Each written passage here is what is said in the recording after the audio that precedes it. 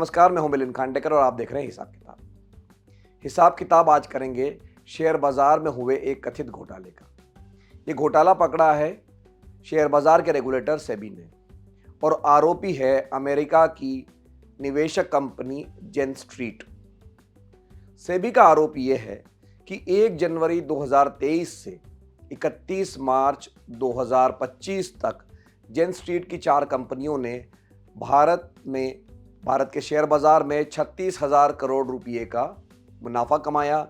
ये मुनाफा गलत तरीके से कमाने का आरोप है।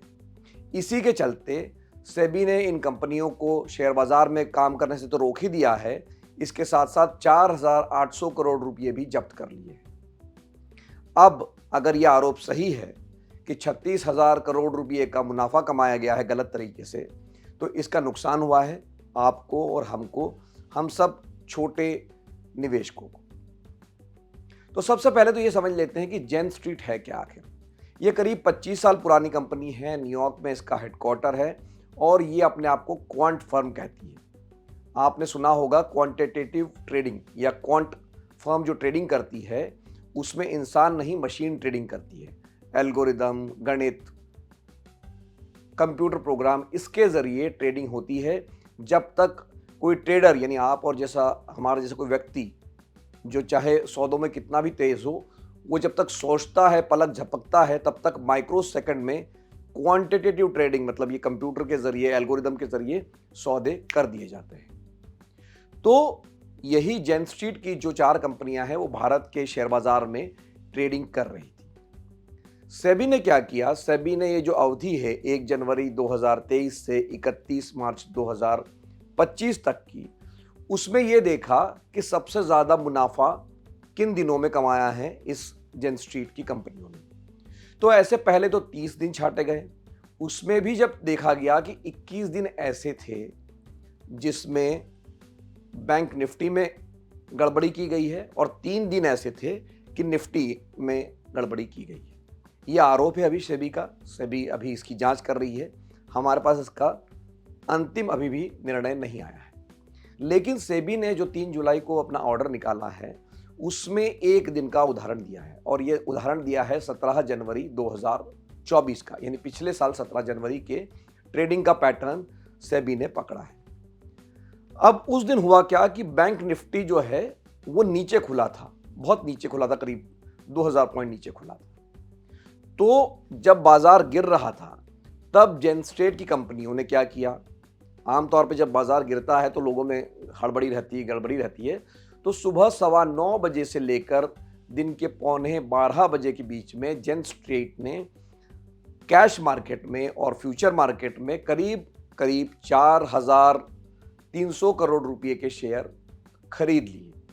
उन्होंने बैंकों के शेयर खरीदे ताकि बैंक निफ्टी में 12 ही शेयर है तो उससे बैंक निफ्टी भी ऊपर जाने लगा और बैंक के शेयरों की भी कीमत ऊपर जाने लगी, क्योंकि इस गिरते बाजार में जब बैंक निफ्टी गिर रहा था तो कोई 4,300 करोड़ रुपए का सौदा कर रहा था, कोई शेयर खरीद रहा था। तो बाजार को यह लगने लगा कि नहीं, बैंक निफ्टी तो आज ऊपर जा रहा है।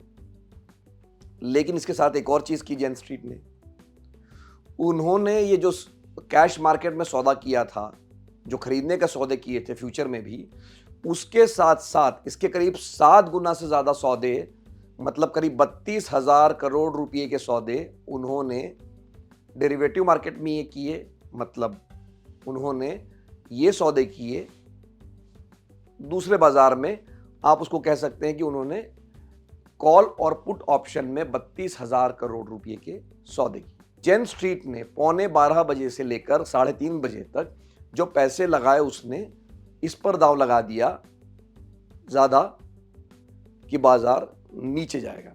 बाजार खुद ही वो अपने सौदे से ऊपर ले गया था और दांव बाद में ये लगा दिया कि बाजार नीचे जाएगा, जो कि चूंकि उसने 11:15 बजे के बाद जो उसने सुबह में शेयर खरीदे थे कैश मार्केट में, फ्यूचर में, वो बेचना शुरू कर दिए तो बाजार फिर से नीचे चला गया। लेकिन साथ में जो सौदे किए थे इन्होंने, जो बाजार नीचे जाने के, इससे जेन स्ट्रीट को मुनाफा हुआ। सेबी को इसी पर आपत्ति है। अब आप कह सकते हैं कि भाई शेयर बाजार तो धंधा ही है खरीदने और बेचने का। अगर उन्होंने एक कैश सेगमेंट में खरीदा है या उन्होंने फ्यूचर में ख़रीदा है और दूसरी तरफ उन्होंने ये दांव खेल दिया है कि शेयर बेचने का सौदा किया, तो इसमें गलत क्या है? तो सेबी की नज़र में गलत ये इस तरह से है कि उसका ये कहना है कि अगर मान लीजिए क्वांट फर्म जो जेन स्ट्रीट है, उसने ये सौदे यह कहकर कर दिए होते कि भाई हमारी रिसर्च कहती है कि आज बाजार नीचे जाएगा, सिर्फ उसने वही वाले जो 32,000 करोड़ रुपए के सौदे थे जो उसने ऑप्शन में किए थे, फ्यूचर में किए थे, वो वाले जो सौदे थे वो कर देता तब तो दिक्कत नहीं थी।